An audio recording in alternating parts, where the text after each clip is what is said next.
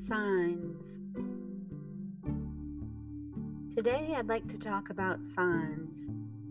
You know what I mean, don't you? Signs could be any number of things and can show up in a million different ways, but they come to us from the universe to give us reassurance, to propose we choose a different direction, as a coming attraction of what's in store, or for various other reasons. The reason I have chosen this topic for today is because recently I visited the grave of someone I dearly loved and will always love. After he died, I began finding feathers everywhere, and I knew to my very core that John was leaving them there for me, to let me know that although he is gone from the life he once lived here on earth, that he is always with me. It was a sign of his presence in my life amidst the giant hole that was left when he passed on. For years and years, there would be a feather on my doorstep or in my path wherever I was. It has been almost 19 years now since he's been gone, but the feathers kept coming and kept me feeling reassured.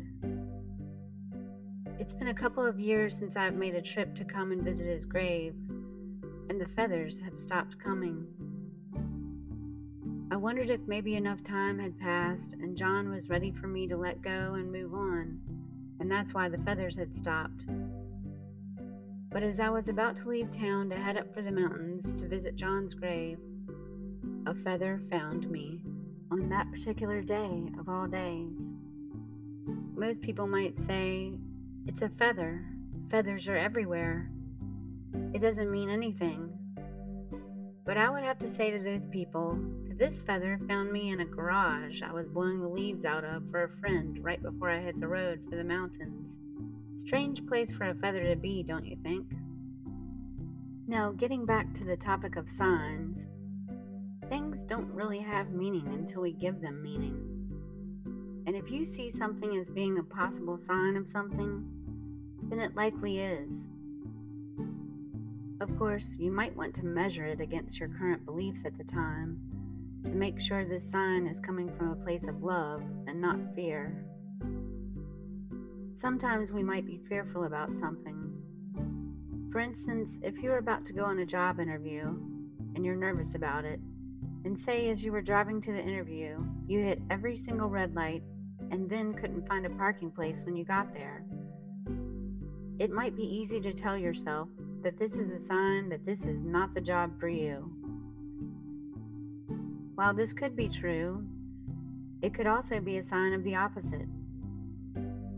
Sometimes when we are headed for great things, it seems that the dark side can throw up roadblocks trying to keep us from it. In that regard, it could be a sign that the universe is saying to you, I know it's a struggle to tackle this job interview, but just like all these red lights and parking challenges, you can overcome this too. Oftentimes, the universe mirrors what we are feeling. So if you are struggling with something, you may find you are struggling with everything. The next time you feel the universe is giving you a sign of something, weigh it against your current situation and beliefs. Is it just the universe giving back to you what you are giving out? Or is it something else? Using your intuition is a big part of this discernment. Maybe stop what you're doing, close your eyes, take a few deep breaths, and get centered within yourself. Then ask your higher mind what this sign is all about. Is it a reflection of your fears? Or is it the universe or spirit world trying to tell you something? If you get truly centered and are open to whatever the truth may be, you will find the answer to your question. You will know if it is a sign or merely a reflection of what you may be going through. You can also simply ask yourself, is this sign coming from a place of love or fear? And if it is coming from a place of love, you will know it. In the example of the job interview scenario, if you can't tell if it is merely a reflection of the stress you are encountering, or if it is in fact a sign, maybe just take it to the next step by asking yourself if this sign is coming from love or fear. If it is coming from love, you might feel as if a good friend is listening to you asking that question and giving you a hug as if to say, "You've got this. There's nothing the world can throw at you that you can't conquer."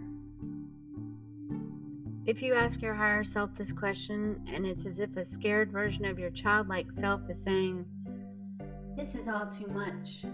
We need to go be where things are always easy and comfortable,"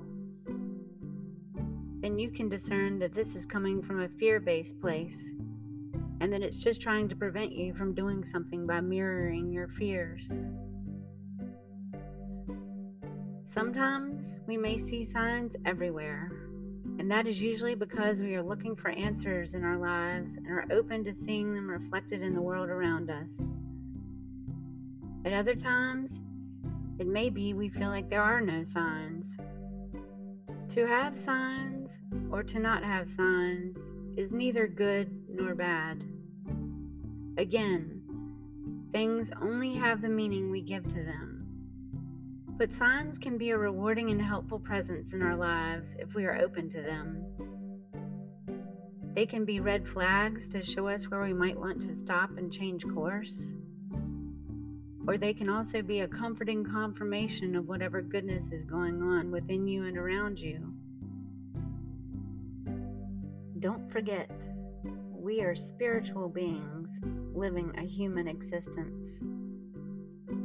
This means we have a connection to the spirit world that lives in all things. Signs can be just another tool for us to practice accessing our spiritual knowledge and tapping into the greater spirit consciousness of the world. Tap into your spirit. See the signs all around you and let your spirit guide you to their meaning. Believe in yourself and follow the signs.